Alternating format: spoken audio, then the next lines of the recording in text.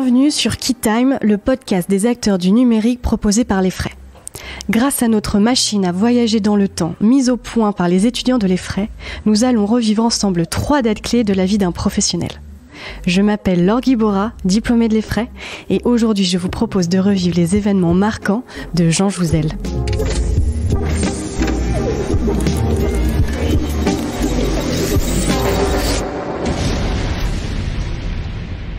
Bonjour Jean. Bonjour Laure. Bienvenue sur le podcast KeyTime. Est-ce que tu peux te présenter à ceux qui nous écoutent et qui ne te connaissent pas encore ? Oui, j'ai 76 ans. J'ai fait mon activité a été vraiment une activité de chercheur. Je me suis intéressé toute ma carrière pratiquement à l'évolution du climat. Donc mon domaine d'expertise, c'est l'évolution passée de notre climat à partir des glaces polaires, mais de plus en plus, je me suis intéressé à son évolution future. Voilà, donc mon domaine d'expertise, c'est vraiment l'évolution du climat. Et effectivement, j'ai beaucoup de questions qui se posent par rapport à son évolution future, par rapport à ta génération, Laure. Quel sera le climat dans lequel tu vivras dans la deuxième partie de ce siècle ? Pourras-tu t'y adapter ? C'est toute la question qu'on se pose aujourd'hui. Et les inquiétudes de ma génération aussi. Alors, on a pour habitude de présenter nos invités avant de commencer notre voyage dans le temps. Alors, laisse-moi donc te présenter en quelques mots. Paléoclimatologue, tu es un chercheur dans l'âme. À ton actif, tu détiens la médaille d'or du CNRS, la plus haute distinction scientifique française. Tu es aussi le premier Français à avoir reçu le prix Vetlesem, considéré comme l'équivalent du prix Nobel et qui est un des prix les plus prestigieux dans le monde de la science, de la Terre et de l'univers. Et bien d'autres prix encore, comme le prix de l'Académie des sciences, le prix Descartes, ou encore le prix Nobel de la paix avec le GIEC, qui est groupe d'experts intergouvernemental sur l'évolution du climat. Tout comme le podcast KeyTime, tu as remonté le temps. Tes recherches ont permis de reconstruire les climats du passé à partir de glaces polaires et d'ainsi faire le lien entre l'activité humaine et le réchauffement climatique. Tes travaux ont montré la corrélation entre les gaz à effet de serre et les climats du passé, mais aussi les importantes et rapides variations du climat à l'échelle d'une vie humaine. 400 000 années, puis 800 000 années d'histoire climatique sont passées sous tes mains. Celui qui fait parler la glace, comme on peut le lire dans les médias, infatigable lanceur d'alerte climatique, ton optimisme se tourne aujourd'hui vers la jeunesse et leur conscience climatique. Quelles sont donc les 3 dates clés qui ont marqué ton histoire ? Pour ça, je te laisse la main pour nous donner un aperçu et nous donner ton code temporel. Mon code temporel, 69 02 12. Et est-ce que tu peux nous donner un aperçu rapide de chacune de ces dates ? 69, c'est la rencontre avec Claude Lorius.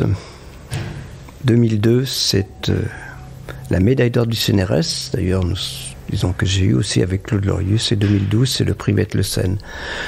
Tout cela pour, disons justement, récompenser, en tout cas prendre en considération nos travaux sur les variations climatiques sur les 400 000 dernières années ou sur les 800 000 dernières années pour le prix Vetlesem.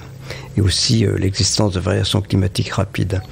Ces découvertes, ce sont plutôt dans les années 80, les années 90. Eh bien, c'est parti. Lançons la machine à voyager dans le temps pour remonter ton histoire.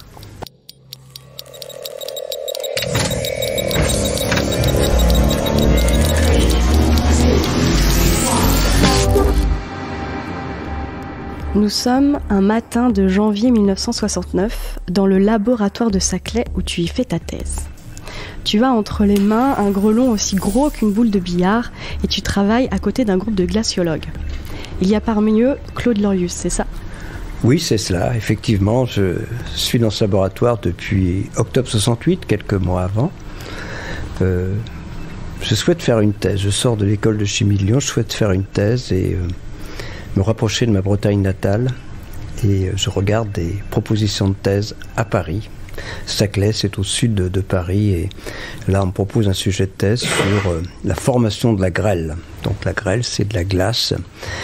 Et dans ce même laboratoire, donc on analyse cette glace pour en reconstituer les températures de formation des différentes couches.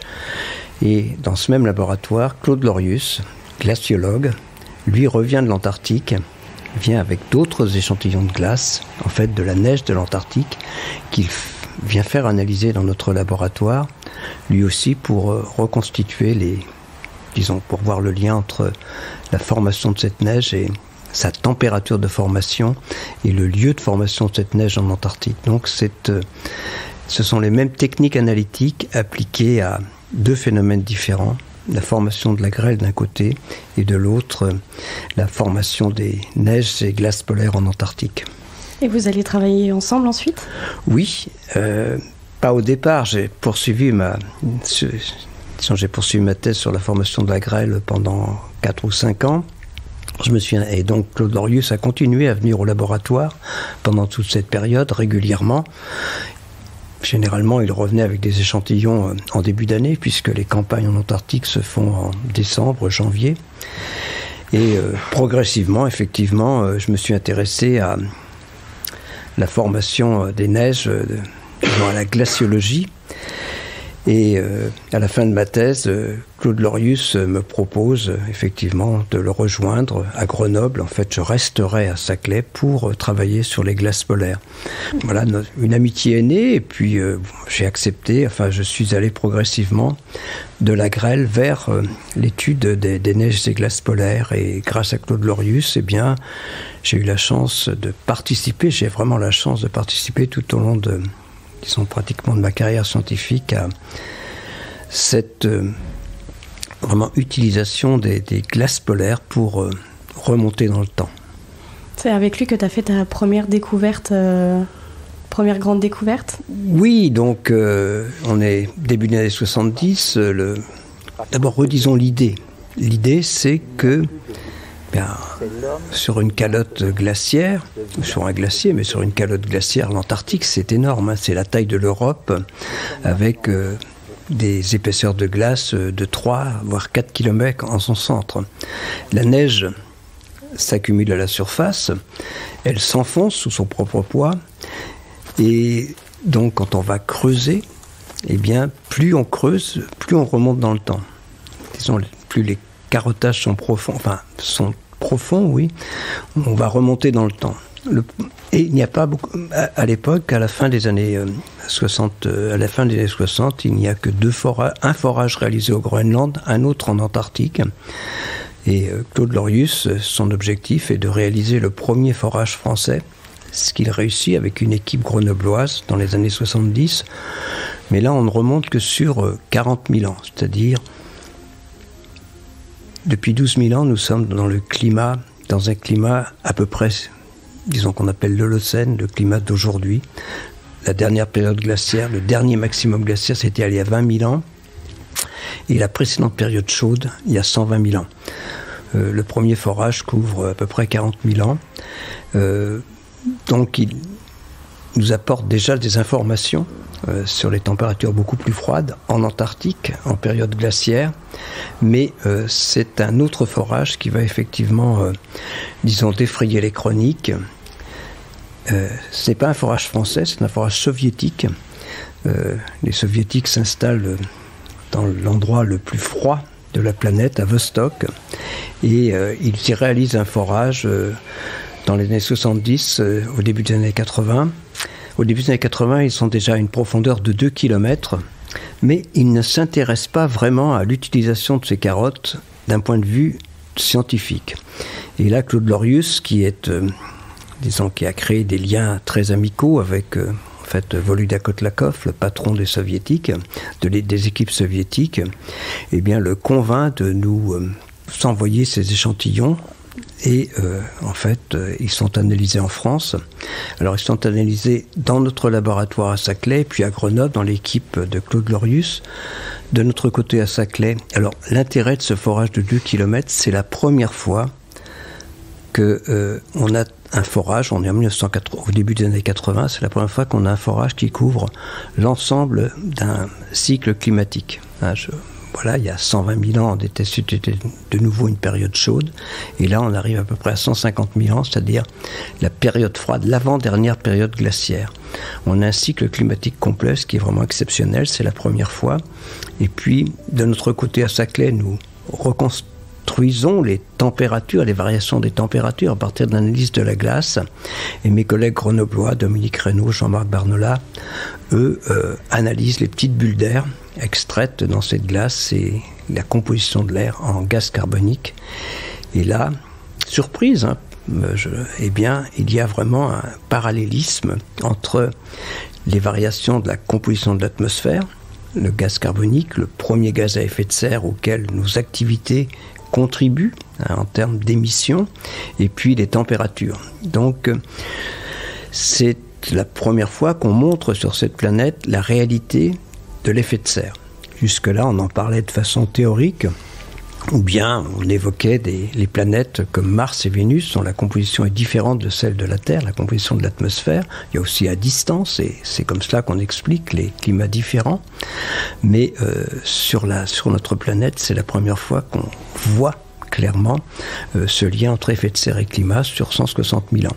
Alors, il faut quand même souligner que ces grandes variations climatiques sont avant tout liées à la position de la Terre sur son orbite. Donc la composition de l'atmosphère ne joue qu'un rôle d'amplificateur. Hein, ce ne sont pas les variations de composition de l'atmosphère, de l'effet de serre qui sont à l'origine de la modification du climat. C'est vraiment la position de la Terre sur son orbite, mais on voit de façon très claire une participation de l'effet de serre au changement climatique, au grand changement climatique, moins d'effet de serre, moins de gaz carbonique pendant la période glaciaire, plus pendant les périodes chaudes. Autre point très important, les valeurs, les teneurs en gaz carbonique, la quantité de gaz carbonique, eh bien, même dans les périodes chaudes, sont déjà 30 à 40% moins importantes que celles que l'on mesure à cette époque, les années 80, dans l'atmosphère. On a déjà, à travers nos activités, augmenté la composition de l'atmosphère en gaz carbonique d'au moins 30%. Et donc on voit que la période récente, eh bien, ce sont vraiment les activités humaines qui sont à l'origine de ces variations de composition de l'atmosphère. Et pour l'affirmer, il faut bien sûr avoir du recul, et c'est ce que nous apporte cette carotte de Vostok. Et tu dis que ça a été une surprise, c'est un résultat auquel vous vous attendiez pas ? Oui, parce que on nous enseignait que l'effet de serre n'avait probablement pas beaucoup varié de façon naturelle. Effectivement, c'est ce qu'on nous enseignait. Et est-ce qu'il y a une émotion qui se crée quand on tient un morceau de glace avec autant d'histoire ? Oui, c'est vrai. Voilà, et cette émotion, elle reste d'ailleurs chez les jeunes d'aujourd'hui. Beaucoup de jeunes je vais encore au laboratoire, mais de façon très épisodique, mais beaucoup des jeunes qui y sont actuellement, ils sont venus justement par cette attractivité des régions polaires, cette attractivité de l'aventure, cette idée de tenir un morceau de glace, d'aller dans des endroits où personne ne va. Et cela, ce sentiment d'aventure reste... Il y a très peu de terres d'aventure encore qui restent sur notre planète. L'Antarctique en est une, et même le Groenland, le centre du Groenland, ce sont des endroits où eh bien, personne d'autre que les scientifiques ne sont allés. Je te propose maintenant de passer à notre prochaine date, si ça te va ? Oui. C'est parti.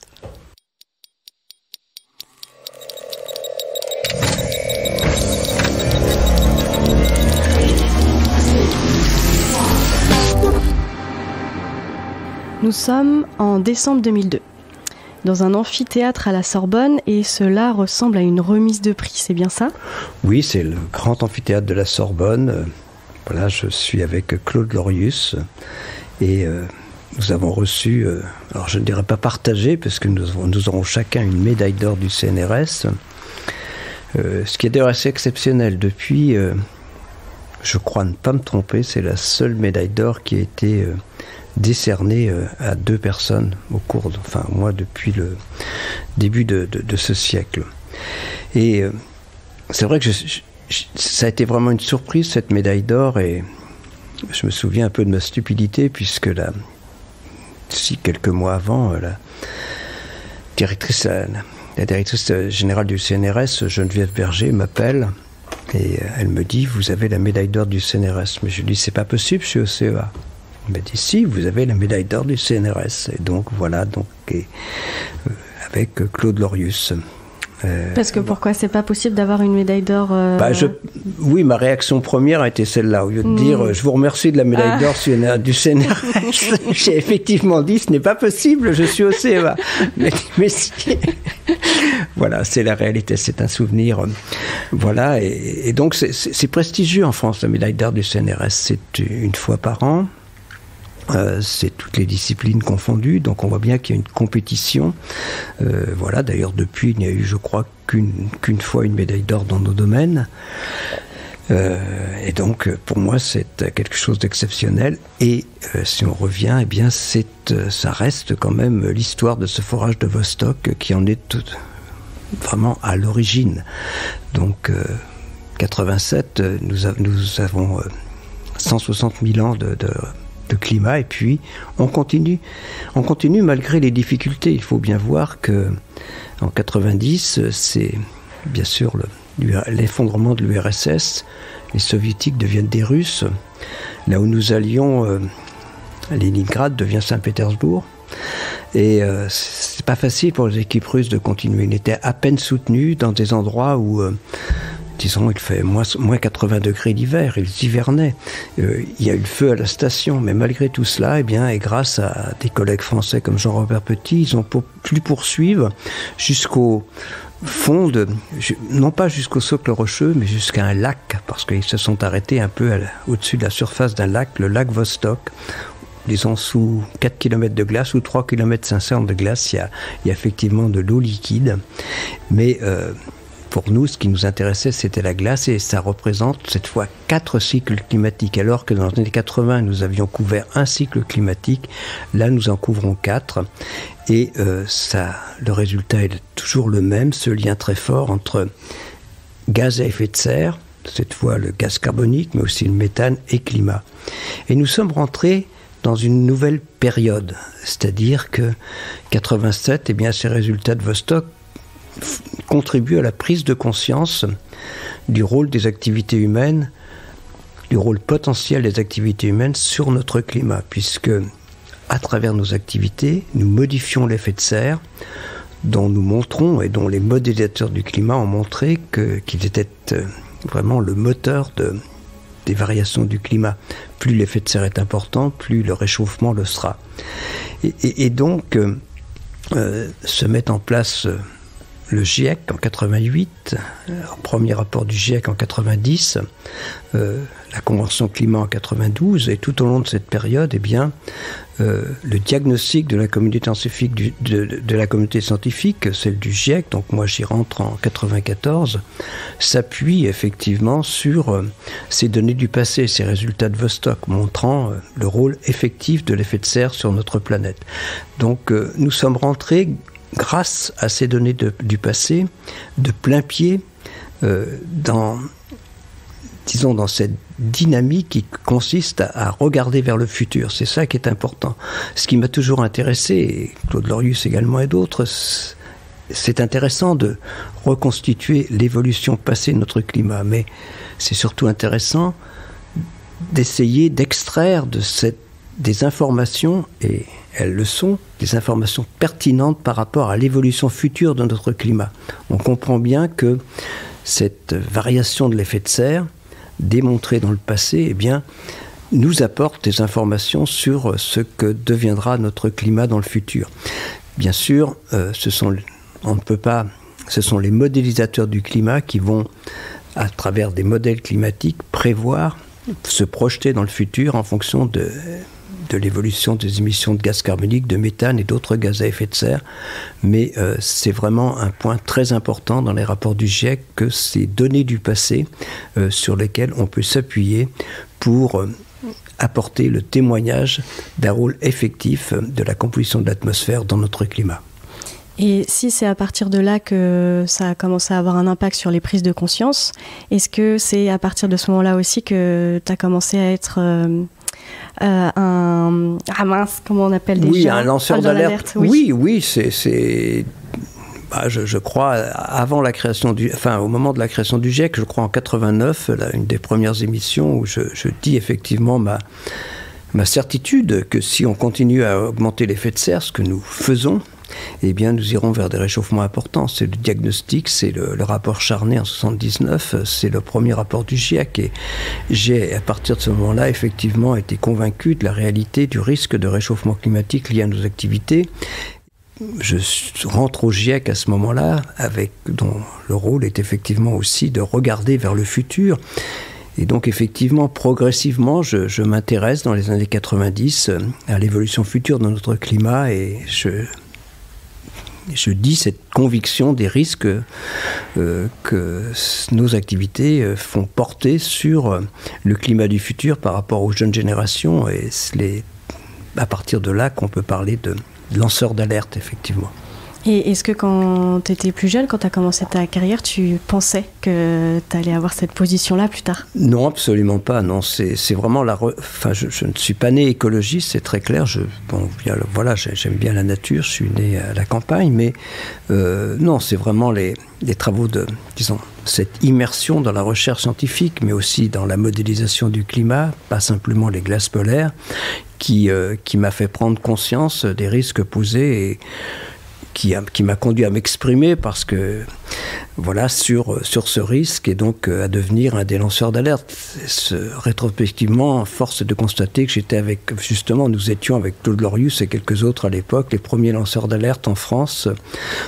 C'était plus les paléoclimatologues qui lançaient l'alerte que les climatologues à l'époque. Et du coup, quand on est aussi conscient que toi, finalement, de ce qui se passe, parce que tu as été vraiment tout près de la découverte de la problématique, comment on fait pour améliorer notre résilience face à un changement qui est plutôt lent? Est-ce que tu n'as pas eu des fois envie d'abandonner ce combat Alors pourquoi je n'ai pas abandonné le combat? D'abord parce que la recherche est passionnante. Donc c'est aussi l'époque, j'y reviendrai, de la découverte des variations rapides, de ce risque de surprise climatique. Donc la recherche est passionnante plutôt que de me décourager, j'ai toujours, opté de façon assez implicite, plutôt à encourager l'action. Et donc, dès dans les années 90, les entreprises s'intéressent à certaines entreprises, pas toutes, loin de là. À l'époque, il y a pas mal de climato-scepticisme encore, s'intéressent, à cette découverte, à ces découvertes de Vostok, mais aussi plus généralement aux risques posés par les activités humaines sur le réchauffement. Donc, je participe à ces échanges et assez rapidement, mais c'est plutôt là au début des années 2000, les décideurs politiques, je me souviens de Dominique Voynet à l'époque, viennent vers nous pour nous interroger par rapport à ces risques. Et oui, là, je réponds. Je pense que c'est le rôle d'un scientifique de répondre aux sollicitations des décideurs politiques. Je le fais. Je m'intègre. Je suis intégré très rapidement à la délégation française pour cette fois les discussion de la Convention climat, ce qu'on appelle les COP. Donc, et je continue à participer au GIEC jusqu'en 2015 et j'ai participé à toutes les conférences climat depuis, je crois, 2001 jusqu'à la dernière à Sharm el-Sheikh. Donc, je me suis progressivement de plus en plus intéressé à l'évolution future de notre climat, aussi bien à travers le GIEC, à travers l'Institut Pierre-Simon Laplace, dont j'ai pris la direction, et où on développe effectivement des modèles climatiques, et aussi à travers ma participation aux conférences climat. Et progressivement, les décideurs politiques s'y sont intéressés de plus en plus. Bien sûr, c'est d'abord ces discussions des COP au niveau planétaire, mais aussi une prise de conscience beaucoup plus large. J'ai été sollicité pour participer au Grenelle de l'environnement. J'étais responsable du groupe climat-énergie lié aussi à la mobilité, bâtiment et l'urbanisme.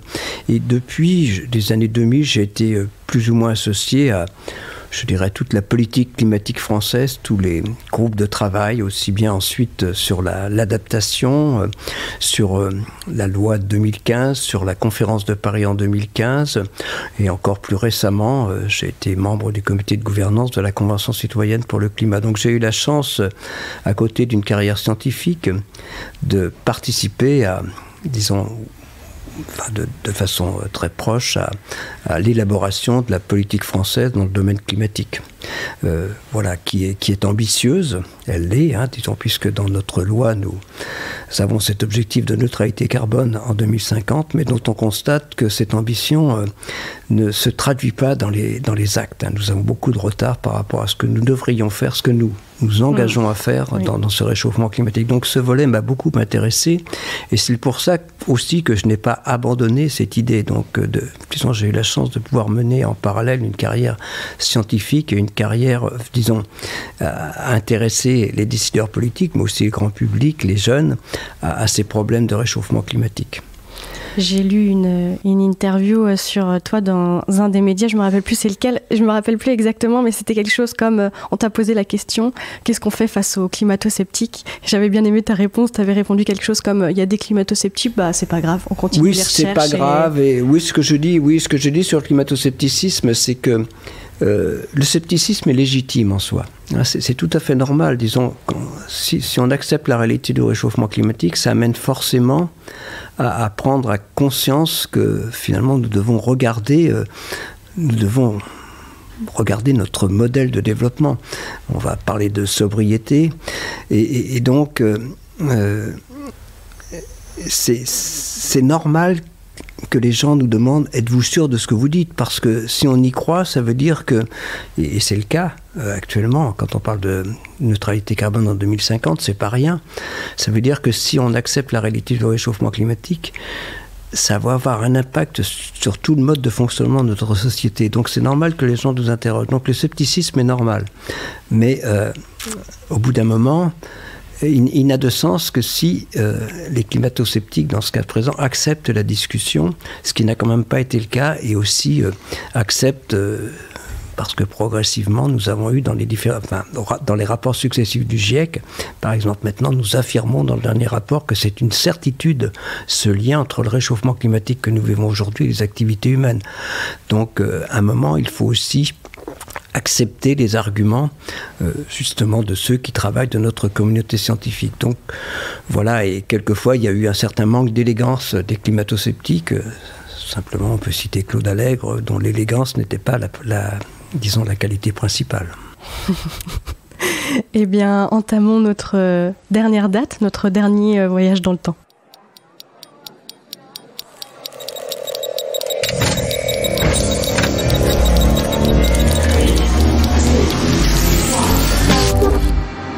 Nous sommes cette fois en 2012.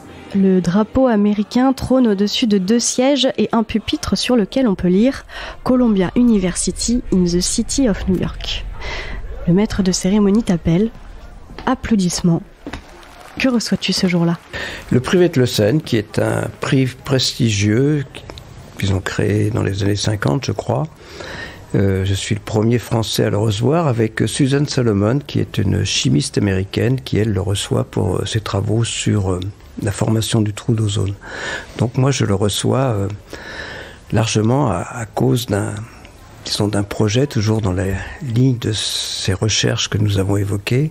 Et cette fois, nous ne sommes plus à Vostok, ce forage soviétique, mais avec une équipe européenne, eh bien, nous avons conduit mais ça a pris une dizaine d'années ou une quinzaine d'années, un forage qui nous permet de reconstituer 800 000 ans de climat. Et là, j'en étais responsable, au moins disons sur la première partie. C'est un collègue allemand sur la seconde partie, mais j'en ai pris la responsabilité.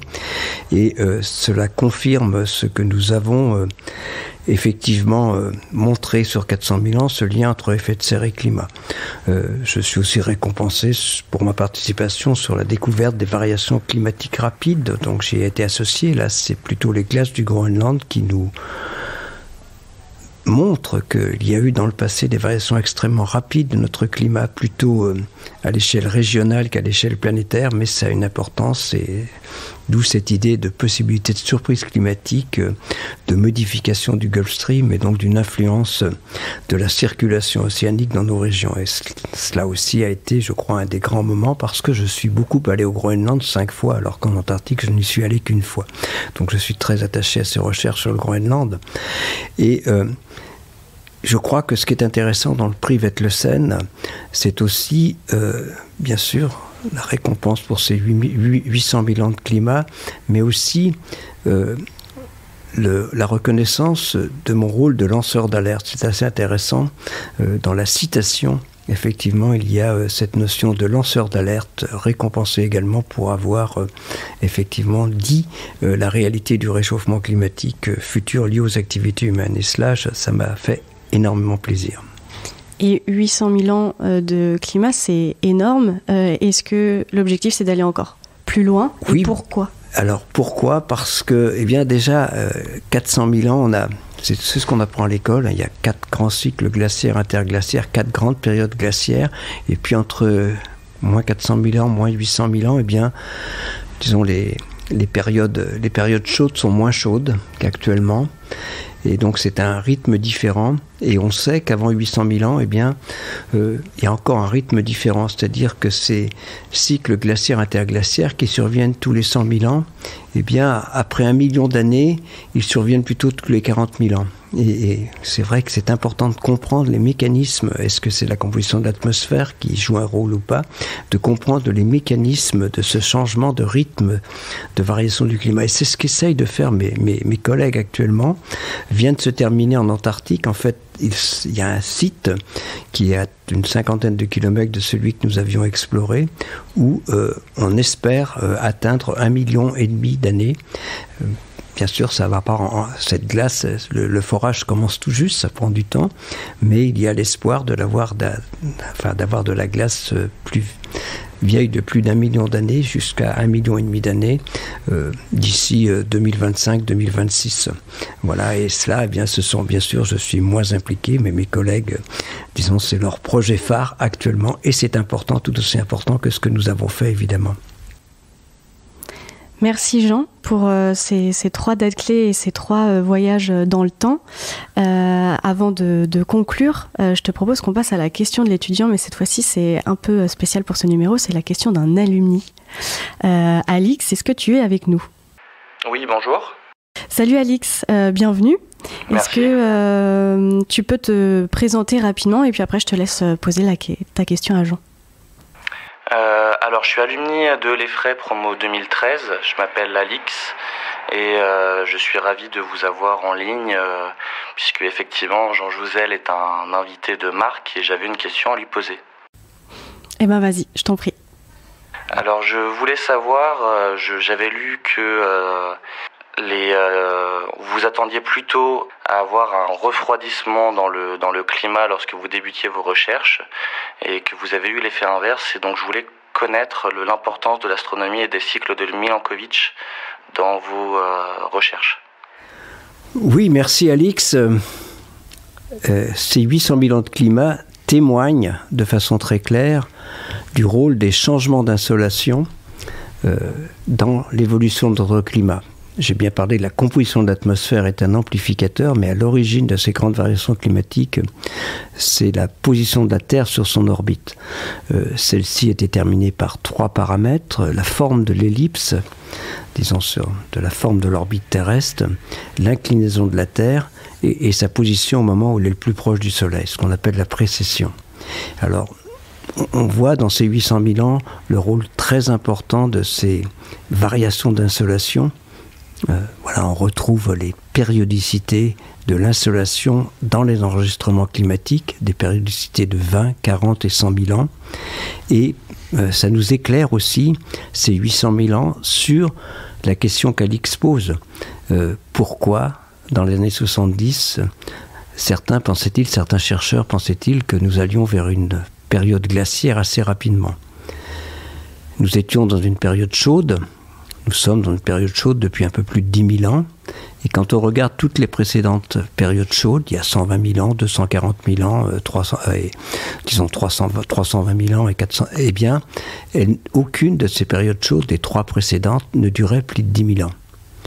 On pensait donc que c'était une règle, et comme nous étions déjà à 10 000 ans de période chaude, eh bien que nous allions aller rapidement vers la nouvelle période glaciaire. Pourquoi n'en est-il rien? Eh bien parce que dans la forme de l'ellipse, il y a une périodicité de 400 000 ans. Et lorsque, disons, l'orbite terrestre est pratiquement circulaire, eh bien, il y a très peu de variations d'insolation et ça met beaucoup de temps à passer dans la période glaciaire suivante. C'était le cas il y a 400 000 ans.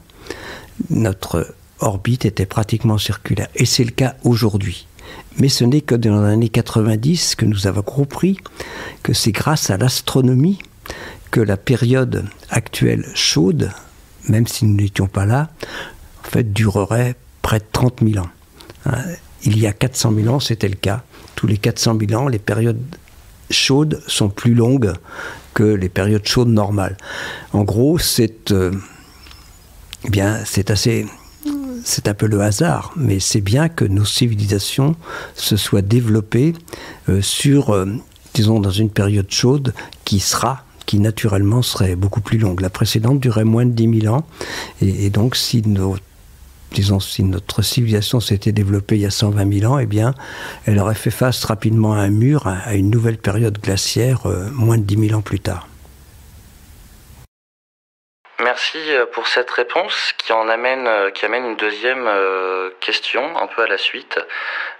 Est-ce que ça voudrait dire que si on vivait une nouvelle période glaciaire, le réchauffement climatique actuel ne suffirait pas à le compenser ? C'est toute la question. On peut penser effectivement que la composition de l'atmosphère, le fait qu'on aura peut-être 2 fois plus de gaz carbonique qu'il y a 150 ans, nous empêcherait en tout état de cause de passer dans une période glaciaire. Donc effectivement, c'est d'ailleurs la raison pour laquelle, je dis souvent, c'est presque une boutade, mais ça ne l'est pas finalement. Si notre humanité était intelligente, elle garderait des combustibles fossiles pour éviter le prochain passage de la période glaciaire. Mais ce ne serait que dans disons plus de 15 000 ans actuellement. Mais c'est vrai qu'il faudrait jouer, si nous étions collectivement intelligents, sur le moment où nous émettons les gaz à effet de serre pour éviter le passage dans une prochaine période glaciaire. C'est impossible. On n'imagine pas Londres sous 1 kilomètre de glace ou bien des villes du Nord. Voilà, c'est un monde qu'il faut tout faire pour éviter. Alix, est-ce que c'est bon pour toi ? Est-ce que ça répond à ta question ? Oui, parfaitement. Merci à vous deux. Merci Georges Jouzel pour cette réponse rapide et précise. Effectivement, je rejoins votre boutade. Peut-être que l'humanité n'est pas si intelligente que ça. À nous de nous mettre au niveau et voyons ce que l'avenir nous réserve. Merci Alix. Merci Alix. Merci Jean. Mais alors avant de conclure, j'aurais une question parce que en fait, on peut penser que le numérique et la protection de l'environnement, ce sont deux choses complètement opposées. Et le podcast étant produit par l'Effray, il y a beaucoup d'acteurs du numérique qui nous écoutent. Du coup, quelle est la place de ces acteurs-là dans toute cette dynamique ? Quel est leur rôle ? Alors, il y a le côté pile, le côté face en termes, disons, du rôle du numérique par rapport à ces problèmes d'émissions de gaz à effet de serre. D'un côté, le numérique, alors pas simplement, disons, y compris les équipements, participe actuellement à 3% des émissions de gaz à effet de serre. Et si le numérique se développe sans y prendre garde, on pourrait atteindre 6-7% d'ici 2030. Donc c'est beaucoup. Il y a effectivement des moyens de développer le numérique en faisant attention à ce que ce numérique ne soit pas à l'origine d'émissions importantes, aussi bien dans la fabrication des matériels que dans leur utilisation. Bien sûr, il y a aussi l'avantage du numérique qui peut nous libérer de certaines tâches qui, par exemple en termes de mobilité, ou faciliter une mobilité qui soit sobre en carbone. Donc c'est tout cela qu'il faut faire. Il faut que le numérique vise, comme les autres secteurs d'activité, neutralité carbone à horizon 2050. Évidemment, il y va aussi du type d'énergie qui est produit, mais voilà, le numérique ne peut pas, disons, se développer sans porter d'attention à ses conséquences environnementales, en particulier celles qui nous concernent aujourd'hui, c'est-à-dire sa contribution aux émissions de gaz à effet de serre. Voilà, on arrive à la fin de cette matinée passée ensemble. Merci beaucoup, Jean. Merci, Laure. Merci pour ton engagement. Merci à tous les jeunes qui s'engagent avec l'espoir qu'ils puissent s'entraîner l'ensemble de ta génération. C'est ça qui est important. Oui, c'est la première fois que je remonte aussi loin dans le temps avec le podcast Key Time. En tout cas, le message, il est passé. Merci pour cette prise de conscience. À nous maintenant de prendre la relève et de continuer le combat que tu as entrepris. Merci aussi aux auditeurs de nous avoir écoutés.